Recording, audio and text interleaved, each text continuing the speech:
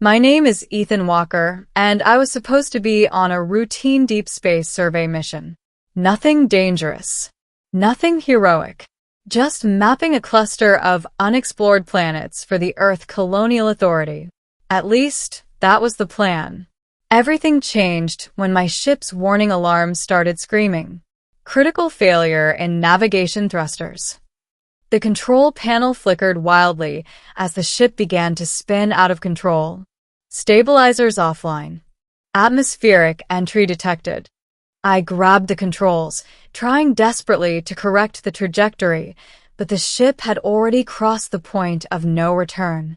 Below me stretched a massive green and blue planet I had never seen on any official star map. Great, I muttered. Uncharted planet. Perfect. The hull began to glow red as the ship plunged through the atmosphere. Fire wrapped around the cockpit windows, and the entire vessel shook violently. I clenched my teeth and activated the emergency landing sequence. Brace for impact. The next thing I remember was the ground rushing toward me. Then darkness. Awakening. When I opened my eyes again, the first thing I noticed was the light. Soft, glowing light filled the room, unlike anything I had seen before. The walls were smooth and curved, almost organic, like they had grown rather than been built. My body ached as if every bone had been shaken loose. Where am I? I whispered. Then I heard voices. Not mechanical voices. Real ones. And they sounded surprised. He is awake. Impossible. Are you certain it is alive? I slowly turned my head and froze. Standing around me were 6 women, but they weren't human. They were taller than most humans, with smooth pale skin that shimmered faintly under the light. Their eyes were bright silver, and long dark hair flowed down their backs like liquid shadow. Their clothing looked like woven silk combined with armor, elegant but practical. But what really caught my attention was the way they were looking at me.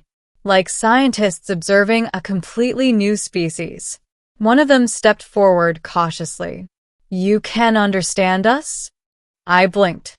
Yes, I think so. They exchanged surprised glances. Another woman leaned closer, studying my face. Fascinating. The first one spoke again. You fell from the sky. Yeah, I groaned. That happens sometimes when ships crash.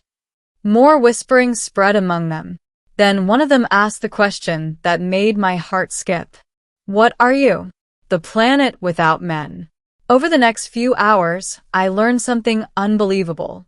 The planet was called Lythera, and for thousands of years, it had been ruled entirely by women. Not because they hated men, not because they had driven them away, but because, according to their history, men had disappeared centuries ago. Their civilization had evolved without them ever since. At first, I thought they were joking. Then I realized they were completely serious. One of the women explained it calmly. Our ancestors recorded that males once existed among our species, she said. But over generations, they vanished from our population. And none have been born since. I stared at her.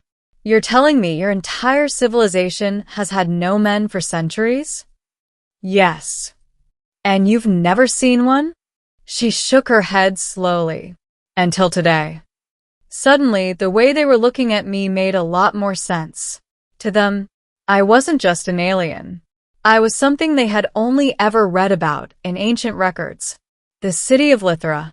Once they were sure I wasn't dangerous, they allowed me to walk outside. The view nearly took my breath away. Their city rose across a vast valley of glowing plants and flowing rivers. Tall white towers curved toward the sky like blooming flowers.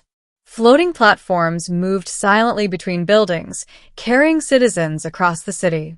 And everywhere we walked, people stared. Hundreds of women paused in the streets, whispering and pointing. That's him. The sky traveler. Is that what a male looks like? I felt like a celebrity or maybe a zoo exhibit. A group of younger girls approached cautiously. One of them asked, "Why is his voice so deep?" Another whispered, "Look at his shoulders." I rubbed my face. Okay, this is going to take some getting used to. Curiosity and questions. For the next several days, I was asked thousands of questions. Their scientists studied my biology carefully. Their historians compared my appearance with ancient records. And their leaders debated what my arrival might mean. But the most interesting conversations came from Queen Alienris, the ruler of Lythera. She invited me to the palace one evening. The palace itself was carved into a towering mountain of glowing crystal.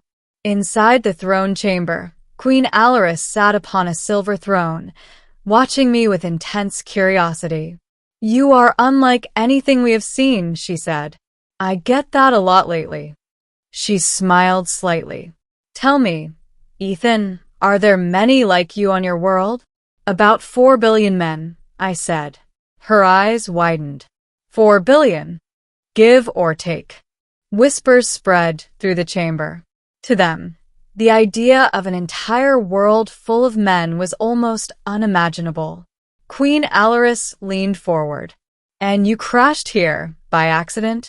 "Believe me," I said, "I didn't plan this." A dangerous discovery. A few weeks later, the scientists made a discovery that changed everything. It turned out that the ancient disappearance of men on Lythera wasn't natural. It had been caused by a genetic mutation that slowly eliminated male births from their population. The mutation had stabilized their civilization, but it also meant their genetic diversity was slowly weakening. Within a few centuries, their species might go extinct. The Royal Council gathered to discuss the implications. One scientist spoke carefully.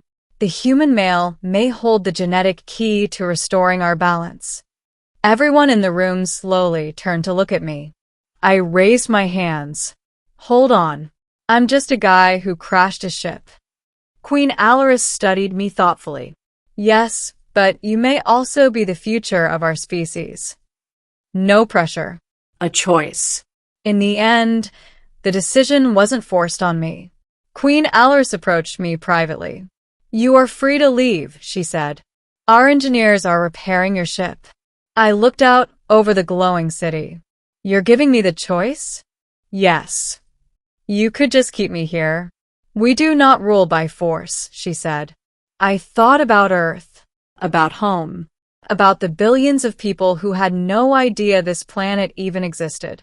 Then I thought about Lythera, a civilization full of intelligent, kind, and curious people facing extinction. What would happen if I stayed? I asked. Queen Alienris smiled gently. Then you would no longer be a visitor. You would become part of our world. Ending. The Man from the Sky. Months passed. My ship was eventually repaired. It sat quietly on a landing platform outside the city. But I never boarded it. Instead, I became something entirely unexpected. An ambassador, a teacher, and a bridge between two worlds.